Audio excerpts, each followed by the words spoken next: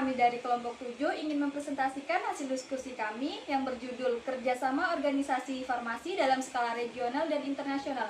Baik, sebelumnya kami ingin memperkenalkan anggota kelompok kami dengan saya sendiri, Rinalda Hani Ramadan dengan NIM 101230229. Baik, di sebelah saya ada rekan saya. Perkenalkan, nama saya Meisel Gadu Sabrina Utami dengan NIM 101230119. Nama saya Aska Amanda dengan NIM 101123020. Baik, kita lanjut ke pengertian. Kerjasama organisasi farmasi dalam skala regional dan internasional mengacu pada kolaborasi antara berbagai entitas farmasi termasuk perusahaan, lembaga penelitian, organisasi kesehatan, dan pemerintah untuk mencapai tujuan bersama dalam bidang kesehatan dan farmasi. Baik, selanjutnya ada nama-nama organisasi internasional. Yang pertama ada WHO, World Health Organization. Yang kedua ada FIP, Federation Pharmaceutical International. Kemudian ada IFPMA, International Federation of Pharmaceutical Manufacturers and Association. Kemudian PHRMA, Pharmaceutical Research and Manufacturers of America. Kemudian ada EFPIA, European Federation of Pharmaceutical Industries and Association. Kemudian ada nama organisasi regional. Pertama APC, ASEAN Pharmaceutical Club. FIP, Federation Pharmaceutical International. APF, African Pharmaceutical Forum. EAHP, European Association of Hospital Pharmacists. Asia Pacific Economic Cooperation. Life Science Innovation Forum. baik, selanjutnya Ada tujuan utama organisasi farmasi internasional.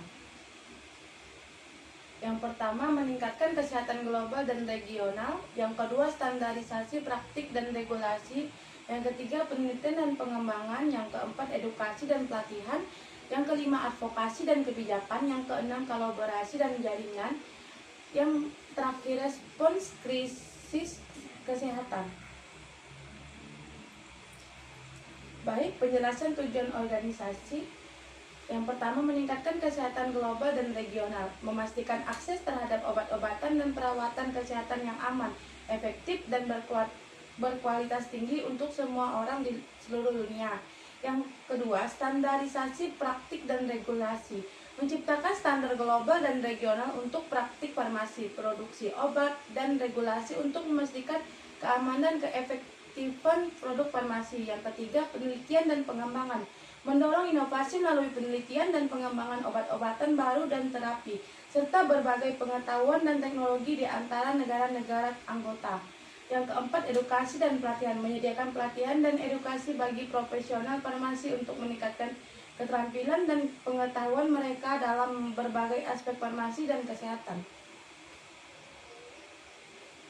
Yang kelima, advokasi dan kebijakan, mempengaruhi kebijakan publik dan regulasi untuk mendukung kesehatan masyarakat dan industri farmasi, termasuk akses ke obat-obatan esensial dan penanganan penyakit menular dan tidak menular. Yang keenam, kolaborasi dan jaringan, membangun jaringan kerjasama di antara negara-negara, organisasi, dan institusi untuk bertukar informasi, sumber daya, dan praktik terbaik. Yang terakhir, respons krisis kesehatan, menyediakan dukungan dan sumber daya selama krisis kesehatan global atau regional, seperti pandemi, bencana alam, atau situasi darurat lainnya. Baik, masuk ke keuntungan organisasi farmasi. Yang pertama ada organisasi internasional. Untuk keuntungan WHO yaitu memiliki akses global yang luas dan otoritas yang diakui dalam pengaturan kesehatan global, memfasilitasi kerjasama antar negara untuk mengatasi masalah kesehatan global seperti pandemi dan penyakit menular lainnya, mendorong standarisasi praktik farmasi dan regulasi untuk meningkatkan kualitas produk farmasi. Kemudian yang kedua ada FIP, yaitu menjadi platform untuk berbagi pengetahuan, praktik terbaik, dan penelitian dalam farmasi di tingkat internasional, mendorong kolaborasi antar apoteker di berbagai negara untuk meningkatkan peran mereka dalam perawatan kesehatan, berkontribusi pada standarisasi pendidikan dan pelatihan apoteker di seluruh dunia. Kemudian IFPMA, yaitu berperan dalam advokasi untuk inovasi farmasi global dan akses pasien terhadap terapi inovatif, mewakili industri farmasi internasional dalam mengembangkan kebijakan global tentang regulasi obat dan paten, menyediakan platform bagi perusahaan farmasi untuk berbagi pengetahuan dan sumber daya dalam riset dan pengembangan obat.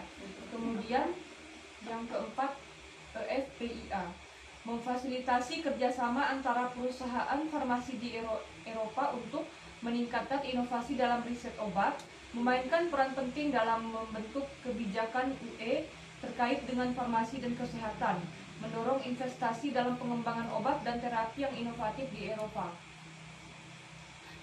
Kemudian organisasi regional. Yang pertama ada APC, yaitu memfasilitasi kerjasama antara negara ASEAN dalam mempromosikan akses obat dan pengembangan industri farmasi regional. Yang kedua, mendorong harmonisasi regulasi farmasi di antara negara anggota ASEAN. Yang kedua ada APF, keuntungannya yaitu menyediakan platform untuk berbagi pengetahuan dan pengalaman antar negara di Afrika dalam pengembangan farmasi. Yang kedua, mendorong kolaborasi untuk meningkatkan akses terhadap obat-obatan penting di seluruh dunia. Yang kemudian APU, pertama, memperkuat peran apoteker di dunia Arab dalam menyediakan layanan farmasi yang berkualitas. Yang kedua, mendorong pendidikan dan pengembangan profesional apoteker di wilayah tersebut. Kemudian ada AHP. Yang pertama, fokus pada pengembangan peran apoteker rumah sakit di Eropa untuk meningkatkan penggunaan obat yang rasional dan keamanan pasien. Yang kedua, mendorong standarisasi praktik farmasi di rumah sakit di Eropa. Kemudian ada Asia Pacific Economic Cooperation dan Life Science Innovation Forum. Keuntungannya yaitu mendorong kerjasama di antar negara APEC dalam inovasi ilmu kehidupan termasuk riset dan pengembangan obat. Yang kedua, memfasilitasi dialog kebijakan untuk mempromosikan investasi dan inovasi dalam industri farmasi di kawasan Asia Pasifik. Baik, ada kerugian organisasi.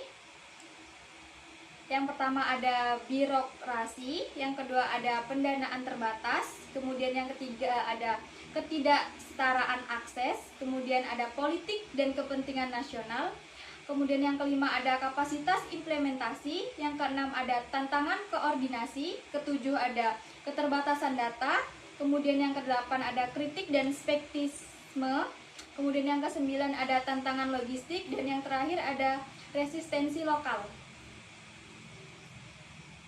Baik, masuk ke penjelasan kerugiannya.